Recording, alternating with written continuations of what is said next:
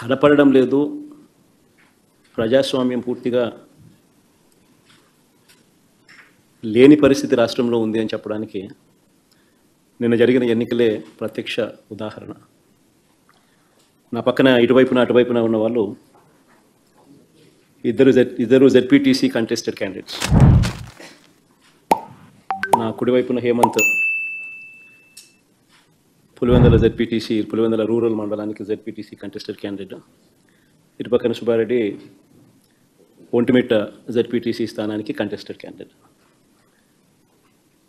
రాష్ట్రంలో ఇవాళ ఎలాంటి పరిస్థితులు ఉన్నాయి అని చెప్పడానికి నిజంగా ఈ రెండు ఎలక్షన్లు ఒక ఉదాహరణ. అసలు మొట్టమొదటిసారిగా బహుశా రాష్ట్ర చరిత్రలో ఎప్పుడు జరిగి ఉండదేమో బూతుల్లో పార్టీకి సంబంధించిన ఏజెంట్ లేకుండా వైఎస్ఆర్సీపీ ప్రతిపక్ష పార్టీ పులివెందుల రూరల్లో జరిగిన జెడ్పీటీసీ స్థానానికి జరిగిన ఎన్నికల్లో 15 బూతుల్లో ఉన్న 15 బూతులకు ఎన్నిక జరిగి రూరల్ మండలంలో 10,600 ఓట్లకు సంబంధించిన ఎన్నిక. ఆశ్చర్యం ఏమిటంటే బూతుల్లో వైఎస్ఆర్సీపీ ఏజెంట్ లేడు. వైఎస్ఆర్సీపీకి సంబంధించిన ఏజెంట్ బూత్లో కూర్చోకుండా బూత్ దగ్గరికే మనిషి పోలేని పరిస్థితిలో బూత్లో ఏజెంటే లేకుండా ఎన్నికలు రిగ్గింగ్ చేసినారు.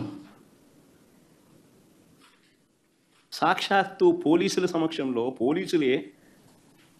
పోలీసుల ప్రోద్బలంతో బూతులోకి వెళ్ళే ఏజెంట్ల ఫాములను వీళ్ళే తీసేసుకొని చింపేసుకొని బూతులోకి ఏజెంటే పోని పరిస్థితిలో ఎన్నికలు నిర్వహించామని చెప్పుకుంటా ఉన్న ప్రజాస్వామ్యం మన రాష్ట్రంలో బహుశా మన దేశంలో ఎక్కడ ఉండదేమో, ఒక్క మన రాష్ట్రంలో తప్ప.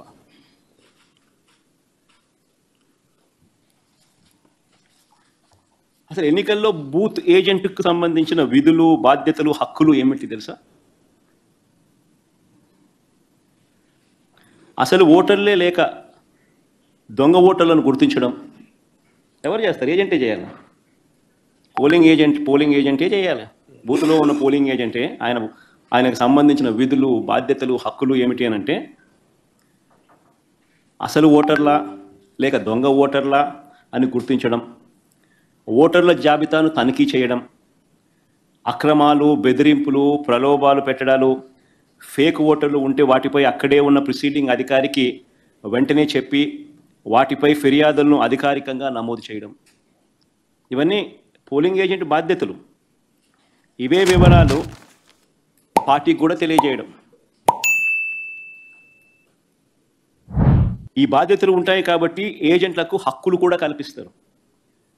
వారు ఖచ్చితంగా బూత్లో కూర్చునే హక్కు, ఓటర్ల జాబితాను తనిఖీ చేసే హక్కు, అభ్యంతరాలు తెలియజేసే హక్కు, పోలింగ్ రికార్డులను పరిశీలించే హక్కు, కౌంటింగ్ వరకు కూడా దీనికి సంబంధించిన సమాచారాన్ని పొందే హక్కు, ఇవన్నీ కూడా ఏజెంట్లకు ఉంటాయి. ఒక పోలింగ్ ఏజెంటు బూత్లోకి పోతూనే ఫామ్ 12 అన్నది అంటే తన పోలింగ్ ఏజెంట్ను అపాయింట్మెంట్ చేస్తూ ఇచ్చే ఫామ్ను క్యాండిడేట్ ఫామ్ 12 పోలింగ్ ఏజెంట్ను అపాయింట్ చేస్తూ ఇచ్చే ఫామ్ను తీసుకోవాలి. ఫామ్ 12 పోలింగ్ క్యాండిడేట్ పలానోడు నా ఏజెంట్, నా పోలింగ్ ఏజెంట్ అని చెప్పి అపాయింట్ చేస్తూ ఇచ్చే ఫామ్. ఆ ఫామ్ను తీసుకొని పోయి ఆ పోలింగ్ ఏజెంటు ఎన్నిక స్టార్ట్ కాకమునిపే ప్రిసీడింగ్ ఆఫీసర్కి ఇస్తాడు ఆ ఫామ్. ప్రొసీజర్ అది. ఆ తర్వాతనే బూత్లో కూర్చుంటాడు. మా ఏజెంట్ల నుంచి ఈ ఫాములను నిన్న టీడీపీ వాళ్ళు, పోలీసులు దగ్గరుండి లాక్కోవడము, చింపేసేయడము.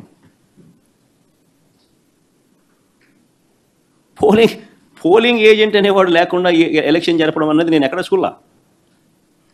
ప్రజాస్వామ్యం అన్నది ఇంత దిగజారిపోయిన పరిస్థితి బహుశా చరిత్రలో ఎక్కడ చూసిండు మేము. ఓటర్ వచ్చి తన పేరు చెప్పిన తర్వాత, ఓటర్ మామూలుగా ఎన్నికల్లో పోలింగ్ రూమ్లోకి వచ్చిన తర్వాత యూజువల్లీ ఆ ఓటరు తన పేరు చెప్తారు గట్టిగా. చెప్పిన తర్వాత పోలింగ్ ఆఫీసర్ రిజిస్టర్లో తన వేలిముద్ర కానీ తన సంతకం కానీ తీసుకుంటాడు.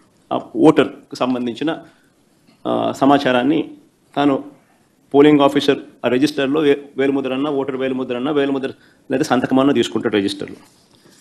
ఈ రిజిస్టర్ నింపేది పోలింగ్ ఆఫీసర్, కానీ తనిఖీ చేసేది ఏజెంట్. అవసరమైతే తాను అభ్యంతరం చెప్తాడు. ఇది ప్రొసీజర్. పోలింగ్ ముగిసిన తర్వాత, అయిపోయిన తర్వాత ఫామ్ 32 అని ఉంటుంది. ఫామ్ 32ను నింపి ఆ బూత్లో ఎన్ని ఓట్లు వచ్చాయి అన్నదాన్ని రికార్డు చేస్తారు. బూత్లో ఉండే అధికారి ఆ రికార్డును ఏజెంట్కు ఇవ్వాల్సి ఉంటుంది. అంతేకాకుండా ఏజెంట్ నుంచి ఒక రిసీప్ట్ కూడా తీసుకుంటాడు ఆ ప్రిసీడింగ్ ఆఫీసర్. ఆ రికార్డుతో ఈ రిసీప్ట్ను కూడా జత చేయాలి. ఆ రికార్డును కూడా ధృవీకరించాల్సి ఉంటుంది.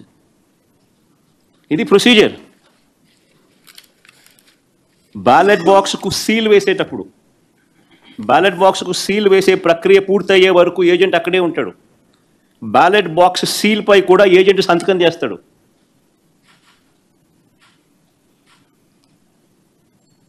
బ్యాలెట్ బాక్స్కి సంబంధించి సీల్ పై కూడా ఏజెంట్ సంతకం తీసుకుంటారు. మరి నేను అడుగుతా ఉన్నా, మళ్ళీ ఇవన్నీ జరిగాయా అని అడుగుతా ఉన్నా.